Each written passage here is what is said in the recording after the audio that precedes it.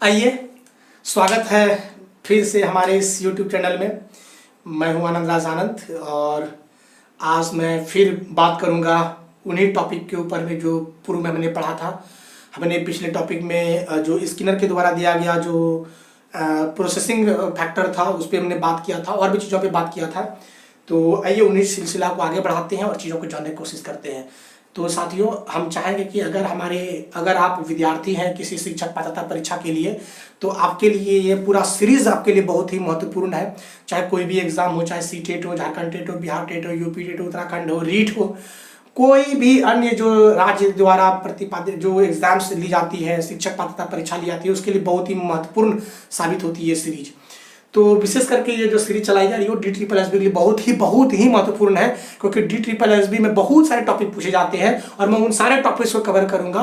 और मैं चाहूँगा कि अगर हमारी वीडियोस का अच्छा लगता है तो वीडियोस हमारी अगर आपको अच्छा लगता है आप इसे लाइक करेंगे, शेयर करेंगे, कमेंट करेंगे और अगर हमारे चैनल में आप नए हैं तो सब्सक्राइब जरूर करेंगे। तो आइए साथियों, हम लोग चीज़ों को देखते हैं और आज हम लोग नए चीज़ों पे बात करते हैं। एक नई सी अवधारणा पे बात करते हैं। उस अवधारणा का नाम है पुनर्बलन अनुसूची का अवधारणा, है ना। पुनर्बलन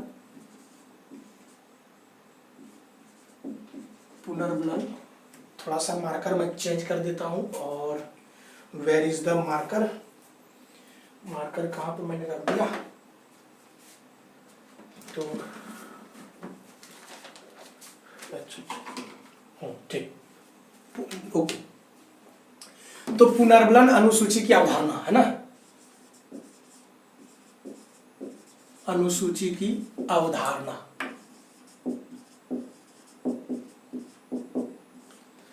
देखेंगे अजम्पशन ऑफ, अवधारणा ही लिख दीजिएगा, है ना। अजम्पशंस ऑफ शेड्यूल्ड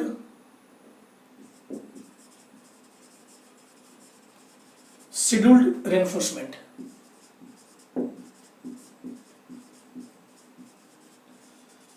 चूंकि हमने जो processing factor of operant conditioning को देखा था, जहां पे 4 भाग की बात हमने किया था, मैं फिर से थोड़ा सा रिमाइंड कर रहा हूं पिछले टॉपिक को।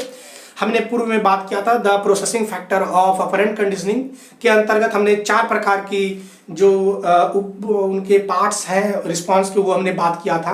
पहला हमने बात किया था जाकर के क्या था पहला, हमारा जो पहला हमने बात किया था वो था आकृति, है ना। आकृति हिंदी में उसको बोलते हैं हम लोग आकृतिकरण, है ना, शैपिंग, जिसको हम लोग पहला होता है शैपिंग, दूसरा होता है हमारा जाकर के एक्सटिंक्शन, तीसरा होता है स्पॉन्टेनियस रिकवरी और चौथा होता है जाकर के पुनर्बलन।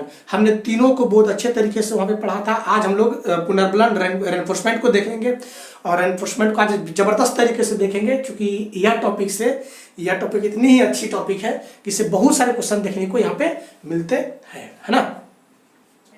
तो आइए चीजों को हम लोग देखते हैं। और ये सबसे पहली बात तो रेनफोर्समेंट क्या होती है इस पर हम लोग बात करते हैं और फिर इसके अजम्पशन पे बात करेंगे और शेड्यूल्ड रेनफोर्समेंट के बारे में बात करेंगे। तो पहले हम लोग बात कर लेते हैं रेनफोर्समेंट क्या होता है। रेनफोर्समेंट देखिएगा, रेनफोर्समेंट इसको हिंदी में कहते हैं हम लोग पुनर्बलन। नाम से ही जैसा आपको लग रहा है पुनः बल की प्राप्ति करना, मतलब पुनः बल दे देना, उसको हम लोग पुनर्बलन कहते हैं। जब बच्चा कोई समस्या में है और जब आप उसको सपोर्ट दे देते हैं, किसी भी प्रकार का सपोर्ट, चाहे प्रोत्साहित करके आप सपोर्ट देते हैं, चाहे उसको पार्शली रूप से आप उसको मदद करते हैं, तो वो हमारा पुनर्बलन कहलाता है। मतलब किसी भी मुसीबत में अगर कोई फंस जाए उसको आप सपोर्ट कर देते हैं, वो पुनर्बलन कहलाता है। इंग्लिश में उसको रेनफोर्समेंट कहते हैं। बात आपको समझ में आ गई होगी। अब बात करें तो साथियों, ये जो पुनर्बलन है, पुनर्बलन बहुत प्रकार की होती है। चाहे किसी को आप पार्श्विक रूप से उसको मदद देते हैं या फिर आप फिजिकली सपोर्ट करते हैं, भौतिक रूप से बाह्य रूप से आप सपोर्ट करते हैं, वो भी एक प्रकार का बल दे रहे हैं, आप उसको फोर्स दे रहे हैं, है ना। और फिर अगर आप किसी को प्रेरणा देते हैं, आप उसको जो प्रोत्साहित करते हैं, उसके अंदर में क्यूरियोसिटी डेवलप करते हैं, जागृति उसके अंदर में लाते हैं, अवेयरनेस लाते हैं, वो रेनफोर्समेंट होती है। इसका मतलब यह है कि रेनफोर्समेंट बहुत प्रकार से होते हैं। आप कैसे रेनफोर्समेंट किसी को प्रोवाइड करते हैं, ये चीजें उसमें देखी जाती है। अगर बात करें साथियों रेनफोर्समेंट में, तो रेनफोर्समेंट जो होती है वो दो प्रकार से दी जाती है और दो प्रकार की होती है। पहला कौन सा, तो पहला होती है कंटिन्यूअस। कंटिन्यूअस वे से आप उसको रेनफोर्समेंट दे सकते हैं, और एक होता है पार्शियली रेनफोर्समेंट, पार्शियल। हिंदी में इसको कहते हैं सतत पुनर्बलन, और इसको कहते हैं आंशिक पुनर्बलन, आंशिक या पार्श्विक। पार्श्विक कैसे लिखा जाएगा भाई, पार्श्विक, आंशिक या पार्श्विक पुनर्बलन।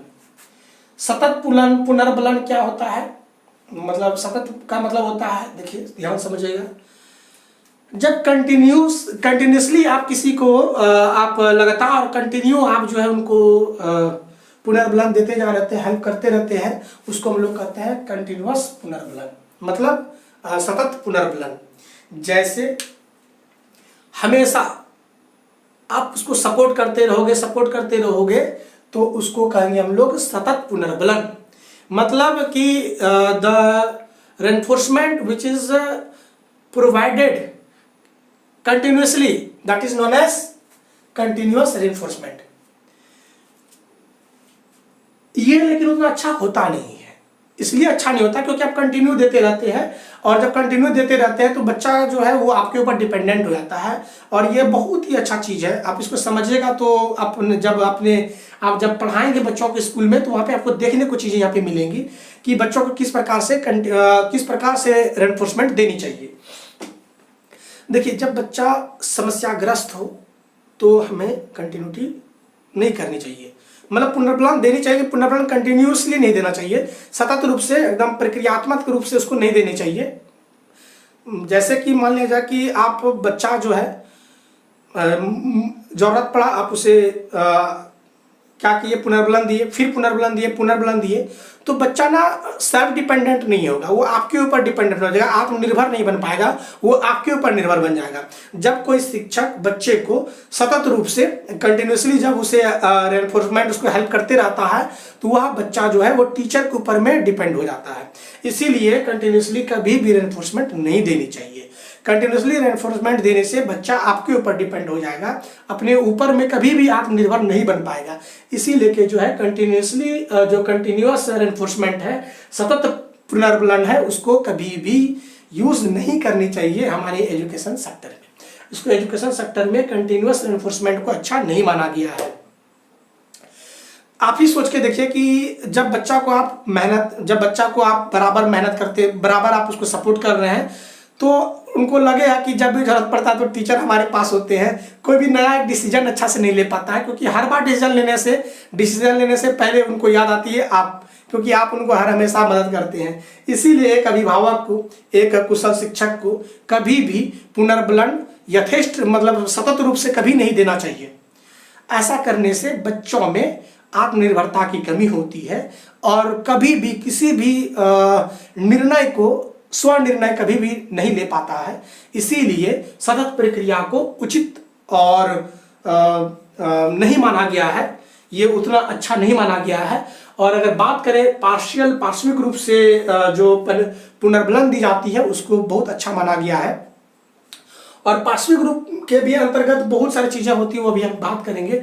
रेशियल होती है, और फिर इंटरवल होती है, वो सारी चीज़ें हम लोग बात करेंगे पार्शियल अंतर्गत। कंटिन्यूटी चूंकि एजुकेशन सेक्टर में उतना अच्छा माना नहीं गया है, इसीलिए हम लोग कंटिन्यूअस रेनफोर्समेंट को लोग नहीं पढ़ेंगे, सतत पुनर्बलन को यहाँ पे हम लोग नहीं पढ़ेंगे। तो जान ही गए हैं। वैसे यहाँ से क्वेश्चन पूछा जाता है कि एक बच्चा को लगातार कंटिन्यू एक कोई जो है कुशल शिक्षक उसको सपोर्ट देते रहते हैं, तो वो कैसा है, तो एक कंटिन्यूअस हो जाता है। बात समझ आपको यहाँ पे आ गई होगी। अब बात करते हैं पार्शियल के बारे में। जब बच्चा को पार्शियली आंशिक रूप से आप उसको सपोर्ट करते हैं, तो वो होता है पुनर्बलन। देखिए, अनुक्रिया दोनों जगह पे होगा, कंटिन्यूअस में भी अनुक्रिया होगा और यहाँ भी अनुक्रिया होगा, लेकिन जो सतत वाली अनुक्रिया होगी वो उतनी अच्छी नहीं होगी, क्योंकि उसके सतत वाली जो अनुक्रिया, सतत पुनर्बलन में जो अनुक्रियाएं आपको मिलेगा, वो एक प्रकार से हैबिचुअल हो जाएगा, वो आदत हो जाएगा, रिपीटेशन ऑफ द वर्क होगा यहाँ पे। लेकिन जब पार्शियली आप देखेंगे तो पार्शियली जब किसी आंशिक रूप से या पार्श्विक रूप से बच्चों को आप मदद करते हैं, मतलब जब जरूरत पड़ा थोड़ा सा दिए फिर हटा दिए, फिर कभी जरूरत पड़ा हल्का एकदम, मतलब कि पार्श्विक रूप से दे रहे हैं, डायरेक्ट नहीं दे रहे हैं, तो बच्चों को थोड़ा थोड़ा करके दे रहे हैं, तो ये हमारा पार्शियल कहलाता है। यहाँ पे भी जो पुनर्बलन देते हैं उसके कारण से अनुक्रियाएं होती है, लेकिन वो अनुक्रिया जो होती है बच्चों को यहाँ पे आत्मनिर्भर भी बनाते हैं, क्योंकि उसको जब जरूरत पड़ा तो उस समय आप नहीं थे, लेकिन बच्चा खुद से मेहनत किया और आपका हल्का सा सपोर्ट उसको आगे बढ़ाया, जिसको हम लोग कहते हैं पार्शियल रेनफोर्समेंट, जिसको कहते हैं हम लोग पार्श्विक पुनर्बलन। ये बात समझ में आपको आ गई। अब पार्शियल को भी जो है हम लोग पार्श्विक पुनर्बलन को भी हम लोग दो भागों में बांटते हैं, और ये है, पहला है अनुपात आंशिक पुनर्बलन, इसको कहते हैं अनुपातिक पार्श्विक पुनर्बलन। इंग्लिश में इसको देखिएगा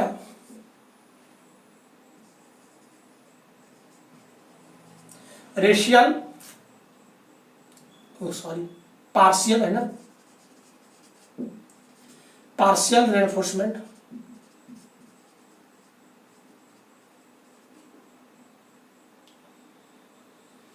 तो ये हो गया। हाँ यहाँ पे कंपैरिजन आ जाता है, ठीक है, कंपैरिजन पार्शियल रेनफोर्समेंट, ये इंग्लिश नेम हुआ। इधर का अगर हम लोग बात करें तो ये होता है इंटरवल, इसका नाम होता है इंटरवल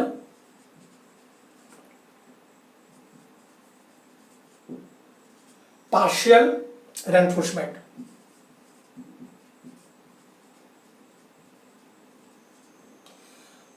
अंतराल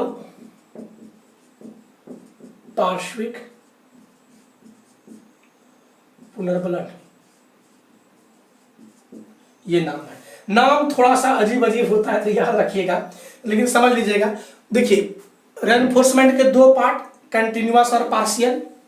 कंटिन्यूअस जो लगातार दिया जाता है उसको कंटिन्यूअस कहते हैं, जो एजुकेशन फील्ड में अच्छा नहीं है इसलिए इसको नहीं पढ़ेंगे। पार्शियल क्या है, तो जो कभी कभी जरूरत पड़ने से पार्श्विक रूप से दिया जाए उसको हम लोग कहते हैं पार्शियल रेनफोर्समेंट। चूंकि रेनफोर्समेंट देते हैं तो अनुक्रिया होगी। रेनफोर्समेंट एक प्रकार का उद्दीपक है, एक प्रकार का स्टिमुलस है, तो अनुक्रिया दोनों जगह पे होगी, लेकिन अनुक्रियाओं में भी भेद होगी, क्योंकि यहाँ की जो अनुक्रिया होगी ये हैबिट को डेवलप करेगा। ये किसको डेवलप करता है, आदत को डेवलप करता है। आदत का मतलब होता है repetition of the work, continuity के कारण उसमें आदत हो जाएगी, और आदत यहाँ पे डेवलप हो जाएगा, मतलब यहाँ पे रोट आ जाएगी, रटन टाइप की कुछ आ जाएगी, इसीलिए उसको उतना अच्छा नहीं माना गया है। पार्श्विक में क्या होती है कि इसमें से बच्चा ना वो डिपेंडेंट हो जाता है, क्योंकि इसको पार्शियली सपोर्ट मिलता है टीचर्स का, इसीलिए इसको हम लोग पार्शियल बोलते हैं। तो रेनफोर्समेंट के दो पार्ट्स को पढ़ा हमने, पहला कंटिन्यूअस और दूसरा पार्शियल। पार्शियल के भी दो पार्ट को पढ़ेंगे हम लोग, कौन कौन, तो एक होगा अनुपातिक पार्श्विक पुनर्बलन, जिसको कहते हैं कंपैरिजन पार्शियल रेनफोर्समेंट, और दूसरा कहते हैं इंटरवल पार्शियल रेनफोर्समेंट, अंतराल पार्श्विक पुनर्बलन। अंतराल पार्श्विक पुनर्बलन यहाँ होता है अनुपातिक पार्श्विक पुनर्बलन। इंग्लिश में अगर बोले तो कंपैरिजन पार्शियल रेनफोर्समेंट, और इंग्लिश में इसको कहते हैं इंटरवल पार्शियल रेनफोर्समेंट, है ना। चलिए अब चीजों को हम लोग जानने की कोशिश करते हैं ये क्या चीज होती है। अब देखिएगा अनुपातिक के भी दो पार्ट होते हैं। ये अनुपातिक के भी, ये जो आपको देखे हैं इसके भी दो पार्ट होते हैं, और दोनों पार्ट को हम लोग जानने की कोशिश करेंगे। क्या क्या होता है, एक तो होता है जिसको हम लोग कहते हैं निश्चित, जिसमें से डेफिनिट होती है या फिक्स होती है, और दूसरा जो होता है वो होता है परिवर्तनीय, है ना, परिवर्ती, इसको कहते हैं हम लोग वेरिएबल, समझ गए। और अगर इंटरवल पार्शियल रेनफोर्समेंट की बात करें तो इसके भी दो हो जाएंगे, पार्शियल इंटरवल पार्शियल रेनफोर्समेंट के भी दो पार्ट होते हैं। इसमें भी हो जाएगा कौन कौन, तो यही निश्चित और वेरिएबल कर सकते हैं। कहीं कहीं पे आपको यहाँ पे कांस्टेंट भी मिल जाएगा, ठीक है, कहीं कहीं पे आपको कांस्टेंट भी मिल जाएगा। तो यहाँ पे लिख लीजिएगा निश्चित और ये हो जाएगा परिवर्ती, है ना, लिख ही देते हैं निश्चित और परिवर्ती। अब देखिए क्या होता है कि अनुपातिक पार्श्व पुनर्बलन जो निश्चित रूप से, देखिए होता क्या चीज है, वैसा चीज जो फिक्स रूप से आप उसको देते हैं पुनर्बलन, उसको कहते हैं हम लोग क्या कहते हैं, उसको निश्चित कहते हैं। जैसे देखिएगा समय दर समय क्या होती है कि बात समझिएगा, अनुपातिक में क्या होता है, इसको हम लोग एक रेशियो में बांट के देते हैं, ये रेशियो में बांट के दिए हैं। तो यहाँ पे निश्चित फिक्स करके दिया है कि इतना ही रेशियो इसको दिया जा रहा है, और यहाँ पे ऐसा दिया जा रहा है जो कि परिवर्ती है, बदल बदल के दे रहे हैं। तो ये वाला सबसे बेस्ट बना जाता है परिवर्ती, क्योंकि दोनों जगह पे जो अनुक्रिया होती है, चूंकि यहाँ पे फिक्स दिया जा रहा है, मतलब कि देखिए ये देखा कि प्रत्येक 8 ऐसे लेते हैं, समझिए क्योंकि छोटा छोटा चीज है और समझना बहुत ही अनिवार्य है। निश्चित जो पुनर्बलन पार्श्विक पुनर्बलन है, निश्चित अनुपातिक पार्श्विक पुनर्बलन जो है, इसके अंतर्गत क्या होता है कि यहाँ हर अनुक्रिया के बाद एक निश्चित अनुक्रिया के बाद उसको पुनर्बलन की प्राप्ति होती है। एक अनुक्रिया दिया गया, एक अनुक्रिया हुई, उसके बाद उनको जरूरत पड़ा, उसको फिर दिया गया, फिर आठवें जगह पे 8वें अनुक्रिया के बाद फिर से दिया गया, फिर 16वें अनुक्रिया के बाद फिर से दिया गया, फिर 24वें अनुक्रिया के बाद फिर से इनको सपोर्ट दी गई। तो ये क्या कहलाती है, निश्चित जो है पार्शियल पुनर्बलन कहलाती है। क्लियर, यहाँ पे बात समझ साथियों आपको समझ में आ गई होगी। तो जब एक निश्चित अनुक्रिया के अंतराल पे दी जाती है, उसको हम लोग कहते हैं निश्चित, मतलब definite comparison partial reinforcement. Clear, यहाँ पे परिवर्ती में क्या है कि नहीं, कभी उसको दूसरे प्रतिक्रिया में दिया गया, मतलब दूसरे अनुक्रिया में दिया गया पुनर्बलन, फिर चौथे अनु में दिया गया, फिर 5वें में दिया गया, फिर 6ठे में, मतलब कोई इसका रियल इंटरवल नहीं है, यहाँ पे रेशियो पे नहीं बटा है। इसमें क्या हुआ था कि मान लिया जाए एक पहला अनुक्रिया में दिया गया, फिर चौथे प्रक्रिया में दिया गया है, फिर 7वें में दिया गया है, फिर 10वें में दिया गया है, फिर जो है 12वें 13वें में दिया गया, मतलब एक निश्चित अनुपात पे दिया जा रहा है ना। तो इसको हम लोग क्या कहते हैं, निश्चित कहते हैं। लेकिन यहाँ पे कोई निश्चित नहीं है, ये पहला में ही दे दिया है, दूसरे में भी दे दिया है, फिर तीसरे चौथे में देखिए 5वें में दे दिया है, फिर 6ठे में दे दिया, फिर 9वें में दे दिया, मतलब कोई भी इसमें जो है निश्चित नहीं है, इसीलिए इसको हम लोग परिवर्ती कहते हैं। अब अंतराल की बात करते हैं, तो अंतराल में क्या होता है कि वहां पर अनुक्रिया के बेस पे था, लेकिन ये अनुक्रिया के बेस पे नहीं होके यहाँ पे समय अंतराल पे है कि जाकर के मान लिया जाए कि आज उसको प्रतिक्रिया, आज उनको सपोर्ट मिला, कल दूसरे सपोर्ट मिलेगा, फिर 2 दिन के बाद मिलेगा, फिर 2 दिन के बाद, फिर 2 दिन के बाद मिलेगा। Every each and fix date पे अगर उसको मिल रहा है रेनफोर्समेंट, इसको हम लोग कहेंगे डेफिनिट। चूंकि इंटरवल है, ये टाइम से रिलेटेड चीज है, और ये वेरिएबल है। अगर इसमें बात करें वेरिएबल में, तो यहाँ पे एक निश्चित नहीं है, यहाँ पे समय अंतराल इनको जो है आज दिया गया, कल भी दिया गया, हो सकता है परसों नहीं देखे फिर किसी दिन दिया गया, मतलब इसको एक समय अंतराल, निश्चित समय अंतराल नहीं होती है। ये सबसे बेस्ट, अगर सबसे बेस्ट कहा जाए तो परिवृत्ति होती है, क्योंकि देखिए अगर मान लिया जाए जैसे रोज रोज हम दे रहे हैं तो कंटिन्यूअस हो गया, उसकी बात ही खत्म हो गई। हर एक 2 अनुक्रिया प्रतिक्रिया के बाद जो है हमको सपोर्ट मिलता है। एक बच्चा मैथ बना रहा है और हर एक 2 सवाल के बाद उनको जो है क्या मिल रहा है, पुनर्बलन मिल रहा है। तो इसको कहेंगे निश्चित हो कि हर एक 2 दिन के बाद, है ना, सॉरी, हर एक 2 अनुक्रिया के बाद मिल रहा है, हर एक 2 सवाल के बाद बनाने के बाद उनको जो है क्या मिल रहा है यहाँ पे, तो मिल रहा है इनको यहाँ पे पुनर्बलन। तो प्रत्येक फिक्स मिल रहा है, ये उतना अच्छा नहीं होता, क्योंकि उनको पता है कि फिर दूसरा सवाल के बाद हमको पुनर्बलन की प्राप्ति होगी, तो ये उतना अच्छा नहीं है, और इनकी अनुक्रिया उतनी, उनका यहाँ पे उतना अच्छा लर्निंग नहीं हो पाता है। लेकिन अगर वेरिएबल की बात करें, परिवृत्ति की बात करें, तो यहाँ पे आप देखेंगे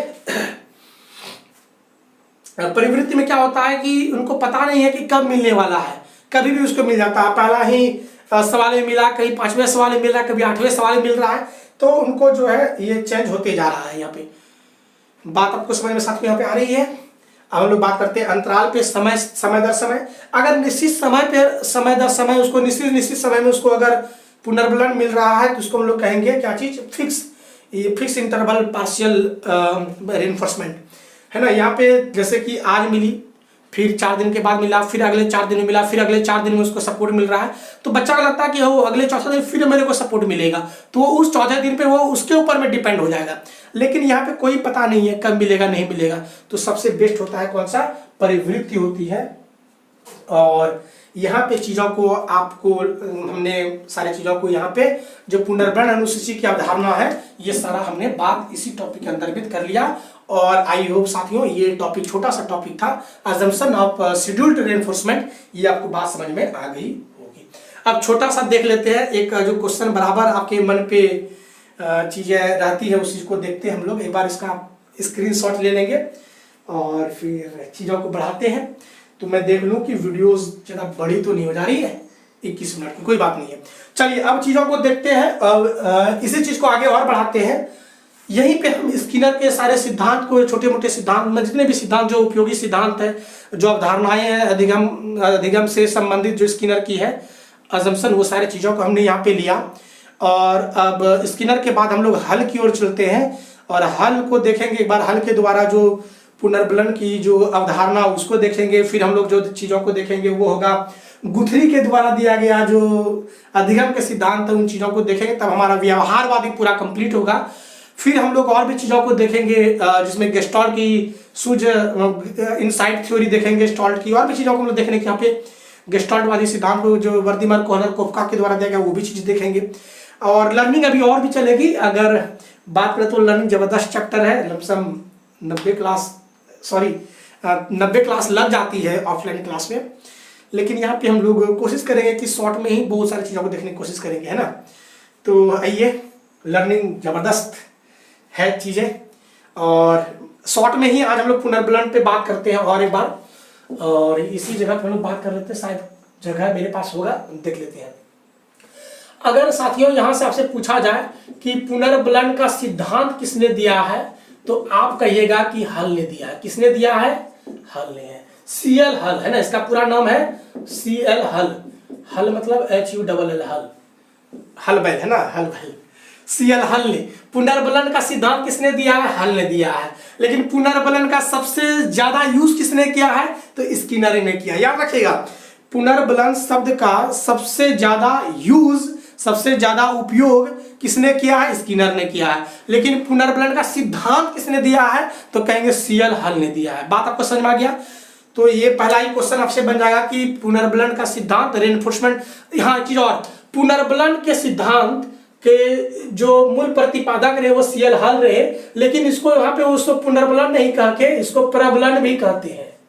तो कंफ्यूज नहीं कीजिएगा, प्रबलन का सिद्धांत कहे या पुनर्बलन का सिद्धांत कहे, ये दिया CL हल नहीं है। लेकिन सबसे ज्यादा ख्याति और प्रसिद्धि जो प्राप्त की है उस वर्ड के कारण से वो है हमारे स्किनर महोदय। वो कौन है? स्किनर महोदय। और स्किनर के बारे में तो लोग पढ़ ही रहे हैं और पढ़ ही चुके, जबरदस्त उन्होंने बात की है। और अब बात करते हैं, 1915 में इसकी बुक आती है, 1915 में इसकी बुक आती है, और उस बुक का नाम है द प्रिंसिपल्स ऑफ बिहेवियर, है ना, प्रिंसिपल्स ऑफ बिहेवियर, व्यवहार के सिद्धांत। चूंकि पुस्तक इंग्लिश में है तो इंग्लिश नेम याद रखेंगे, प्रिंसिपल्स ऑफ बिहेवियर। यह बात समझ आपको आ गई। और इनका जो सिद्धांत है ये बेस्ड किस पर है? तो ये सिद्धांत बेस्ड है पावलव के थ्योरी पर और थॉर्नडाइक के सिद्धांत पर। पावलव और थॉर्नडाइक के सिद्धांत पर आधारित इसका पुनर्बलन का सिद्धांत है। क्लियर यहाँ पे। अब यहाँ पे बात करते हैं कि पुनर्बलन क्या है। छोटा सा, यहाँ से ज्यादा क्वेश्चन नहीं पूछा जाता है, चूंकि हम लोग यहाँ पे व्यवहारवाद पे बात कर रहे हैं। तो व्यवहारवाद में पुनर्बलन की स्थिति जो है CL हल के द्वारा दी गई है, लेकिन इनका ज्यादा क्वेश्चन यहाँ से नहीं आता है। क्वेश्चन यहाँ से 1-2 ही बनेंगे, तो आप देख लेंगे, है ना। पुनर्बलन का शाब्दिक अर्थ यहाँ पे इन्होंने बहुत जबरदस्त दिया है कि किसी भी स्टिमुलस या एक कोई सपोर्ट जब बच्चों को दी जाती है तो उनके एवज पर वो एक अनुक्रिया प्रस्तुत करते हैं और उसी अनुक्रिया को हम लोग पुनर्बलन कहते हैं। इससे ज़्यादा क्वेश्चन बनता नहीं है और हम लोग चीज़ों को इसको यहीं पे रखते हैं और हम लोग जब कल एक अगले एपिसोड को लेके आएंगे तो वहाँ पे हम लोग गुथरी का सिद्धांत को देखेंगे और गुथरी के सिद्धांत के साथ में हम लोग इसको पुनर्बलन के सिद्धांत जो हल का सिद्धांत है उसको भी हम लोग एक साथ में मिला के देखेंगे। तो चलिए इस चीज़ को यहीं पे रखते हैं, क्योंकि रात के अभी जो है 12 बज रहे हैं। क्योंकि एक दिन में 2-3 वीडियोस अपलोड करते हैं और वीडियोस बनती है एक दिन में, तो कोई बात नहीं है, ज़्यादा रात हो जाती है फिर हमको सुबह उठना भी होगा, है ना। तो चीज़ों को यहीं पे रखते हैं और हम लोग फिर मिलते हैं अगले एपिसोड पर। हमारे अगर चैनल में आप नए हैं तो आपसे रिक्वेस्ट होगा कि हमारे चैनल को आप सब्सक्राइब जरूर कर लीजिएगा और बेल आइकन को भी क्लिक कीजिएगा, है ना। और अगर अच्छा लगे तो एक अच्छा कमेंट दे सकते हैं ताकि हम और भी अच्छे मोटिवेट होंगे। और अगर कुछ कमी लग रही है आपको तो आप अपनी बातों को हमारे कमेंट के माध्यम से लिख सकते हैं। तो चलिए साथियों, हम लोग चीज़ों को यहीं पे रखते हैं और फिर मिलते हैं हम लोग अगले एपिसोड पर। और अगले एपिसोड में जो लोग बात करेंगे इसी सिद्धांत जो व्यवहारवादी लर्निंग के जो गुथरी का जो सिद्धांत है उस चीज़ को देखेंगे, साथ में पुनर्बलन की हल को भी जो छूट गया चीज़ को वहाँ भी देखेंगे। तो चलिए साथियों, हम लोग मिलते हैं अगले एपिसोड पर, बने रहेंगे हमारे साथ इस तरीके से। जय हिंद, जय भारत, जय गुरुदेव।